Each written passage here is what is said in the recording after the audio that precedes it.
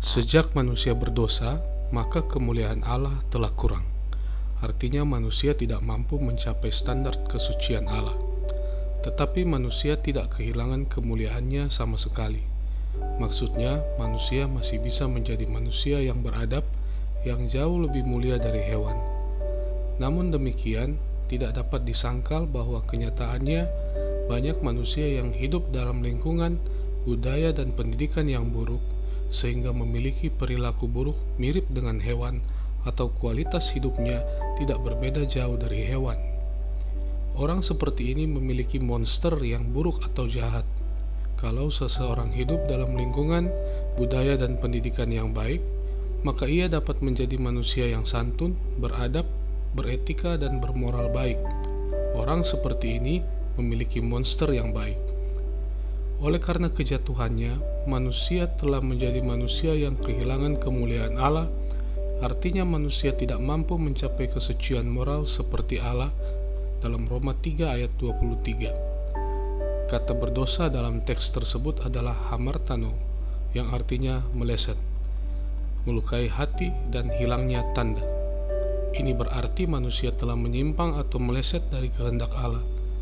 Hal ini pasti sangat melukai hati Allah, sebab manusia tidak mampu melakukan sesuatu yang tepat seperti yang dikehendaki Allah.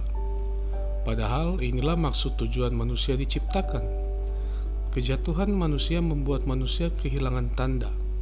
Tanda ini bisa menunjuk kepada kodrat ilahi atau keberadaan di mana manusia seharusnya bisa mengambil bagian dalam kekudusan Allah atau mengenakan kodrat ilahi. Kejatuhan Adam mengakibatkan tanda itu hilang.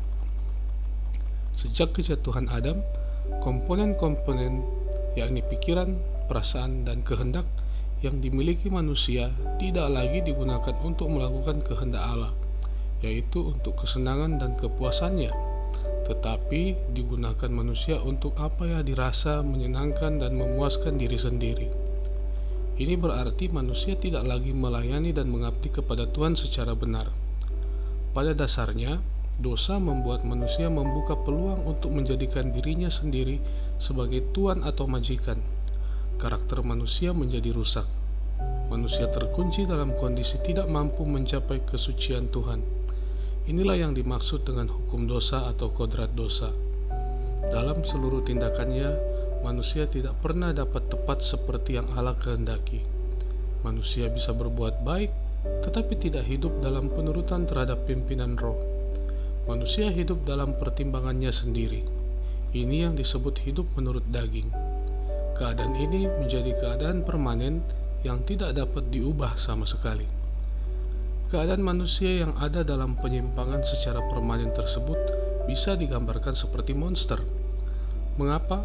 Sebab keadaannya tidak seperti rancangan Allah semula. Keadaan yang menyimpang dari bentuk yang benar.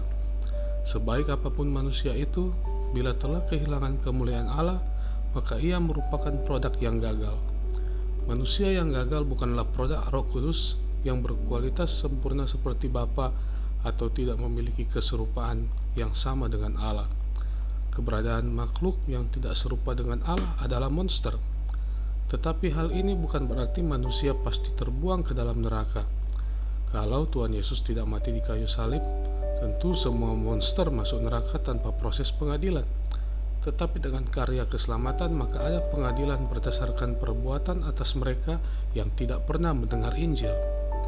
Adapun keselamatan orang percaya dalam Yesus Kristus dimaksudkan agar karakter manusia yang rusak dapat diperbaiki kembali, atau kalimat yang lebih tepat adalah diubah sama sekali. Inilah proses pemulihan gambar Allah. Dalam proses keselamatan, Tuhan bukan hanya menyelamatkan jiwa dan roh dari neraka, tetapi juga karakter atau watak manusia untuk dapat mencapai moral kesucian Allah. Justru jika seseorang mengalami proses keselamatan, maka hal itu nyata dalam perubahan karakter atau watak secara bertahap dan terus-menerus untuk kembali serupa dengan Allah sejak masih di dunia. Dalam hal ini, Tuhan Yesus adalah modelnya. Manusia bukan dididik untuk memiliki monster yang baik, tetapi menggantikan semua unsur monster, yakni berubah menjadi baru sama sekali dengan mengenakan karakter Yesus. Pengertian di atas ini sangatlah penting. sebab kita harus memahami bahwa keselamatan adalah proses diperbaikinya gambar Allah yang rusak dalam kehidupan manusia. Dalam hal ini, keberadaan manusia yang telah menyimpang dari rencana semula dipulihkan kembali. Dipulihkan artinya pikiran, perasaan, dan kehendak manusia yang rusak atau cacat diberi kemampuan untuk serupa dengan Allah.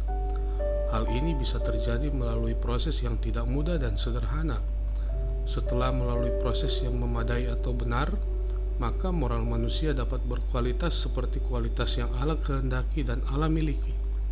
Semua ini bertujuan mematikan monster dalam diri seseorang dan melahirkan serta menumbuhkan kehidupan anak Allah di dalam dirinya. Amin.